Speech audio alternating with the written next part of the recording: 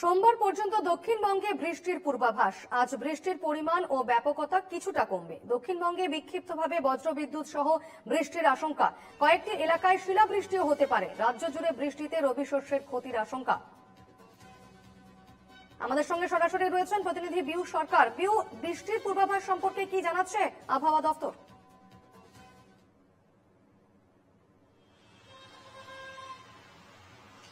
দেখো দীপর্ণা, তোমায় জানিয়ে রাখি, যেটা আলিপুর আবহাওয়া দপ্তর জানাচ্ছে, আগেই জানিয়েছিল যে আগামী সোমবার পর্যন্ত দক্ষিণবঙ্গ উত্তরবঙ্গে বৃষ্টির সম্ভাবনা রয়েছে। এবং গতকালও আমরা দেখেছি যে শহর কলকাতাতে তো বৃষ্টি হয়েছে, তার সঙ্গে সঙ্গে দক্ষিণবঙ্গের বিভিন্ন জেলা ও হাওড়া, হুগলি, উত্তর চব্বিশ পরগনা, দক্ষিণ চব্বিশ পরগনা, অন্যদিকে পশ্চিমের জেলাগুলিতেও বৃষ্টি হয়েছে। যেমন তোমায় জানিয়ে রাখি, বাঁকুড়া, পুরুলিয়া, অন্যদিকে পশ্চিম মেদিনীপুর, পাশাপাশি দক্ষিণবঙ্গে যেমন বৃষ্টি হয়েছে তার সঙ্গে সঙ্গে উত্তরবঙ্গেও বৃষ্টি হয়েছে। দার্জিলিং এর উঁচু পার্বত্য এলাকাগুলিতেও যথেষ্ট বৃষ্টি হয়েছে এবং আগামী সোমবার পর্যন্ত এই বৃষ্টি থাকবে, এমনটাই জানাচ্ছে আলিপুর আবহাওয়া দপ্তর। এবং এই বৃষ্টির জন্য যেভাবে তাপমাত্রার পারদ ঊর্ধ্বমুখী হয়েছিল, কিছুটা তাপমাত্রার পারদ অনেকটাই কমেছে। সর্বনিম্ন তাপমাত্রা শহর কলকাতার আজকে যেটা থাকবে 18 ডিগ্রি সেলসিয়াস, সর্বোচ্চ তাপমাত্রা থাকবে প্রায় 27 ডিগ্রির কাছাকাছি। এবং বিগত কয়েকদিনে দেখেছিলাম যে সর্বনিম্ন তাপমাত্রা প্রায় 21 থেকে 22 ডিগ্রির কাছাকাছি ঘোরাফেরা করছিল, কিন্তু সেই তাপমাত্রা